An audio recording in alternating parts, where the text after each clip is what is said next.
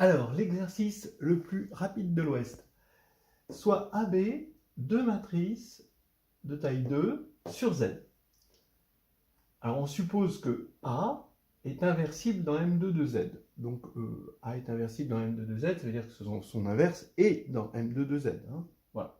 On suppose que A plus B est aussi inversible dans M2 de Z, que A plus 2B est inversible dans M2 de Z, que A plus 3B est inversible dans M2 de Z, et que A plus 4B est aussi inversible dans M2 de Z. Voilà. Et bien, montrer que A plus 5B est inversible dans M2 de Z. En deux lignes. Et en même temps, on peut voir que B n'est pas inversible, non seulement dans M2 de Z, mais n'est pas inversible dans M2 de Q. Il n'est pas inversible tout court, quoi. Voilà.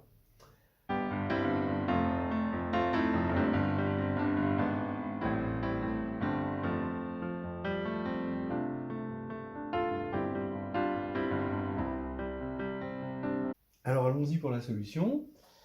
Eh bien, on sait que l'inversibilité sur Z, ça revient à avoir un déterminant inversible dans Z, c'est-à-dire égal à plus ou moins 1. Donc, l'énoncé du 1 nous dit que l'équation en x det de A plus xb égale plus ou moins 1 possède au moins 5 solutions. X égale 0, x égale 1, x égale 2, x égale 3, x égale 4. D'accord ? Donc, comme ça se scinde en deux équations et qu'il y a 5 solutions, eh ben, il va y avoir une équation qui va posséder au moins 3 solutions. Principe des tiroirs. Donc on va poser epsilon égale 1 ou moins 1, hein, selon l'équation que c'est. Et on va avoir det de A plus xb égale epsilon, qui possède 3 solutions. Mais ça veut dire que le polynôme en x, parce que ça c'est un polynôme en x, det de A plus xb moins epsilon, possède 3 racines, alors que c'est un polynôme de degré 2. Donc, ça veut dire que le polynôme est nul. Voilà.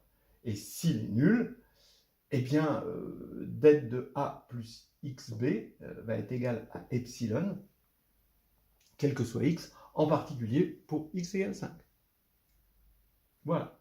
Je reconnais que l'énoncé était un peu trompeur, mais ça fait partie du fun. Voilà. Deuxièmement, montrer que B n'est pas inversible. Bah oui, en fait, det de B, c'est le coefficient en x2 de ce polynôme-là, donc ça va être 0. Voilà, c'est tout. Alors, peut-être que c'est intéressant de le voir de cette manière-là, avec des formes, hein, donc le déterminant, en fait, on sait que c'est une forme n linéaire alternée, hein, donc là, ici, en dimension 2, c'est une forme 2 linéaire alternée, voilà. Et bon, sur Q2 croix Q2, hein, on peut écrire det de A plus xb comme phi, donc si je fais correspondre det à la forme phi de EA plus XEB, FA plus XFB, hein, où EA, FA, ce sont les colonnes de A, et EB, FB, les colonnes de B. Donc là, comme c'est n linéaire, on a juste besoin de la linéarité pour l'instant, eh bien, on voit bien que le terme en x2, c'est phi de EB, FB, c'est-à-dire le déterminant de B.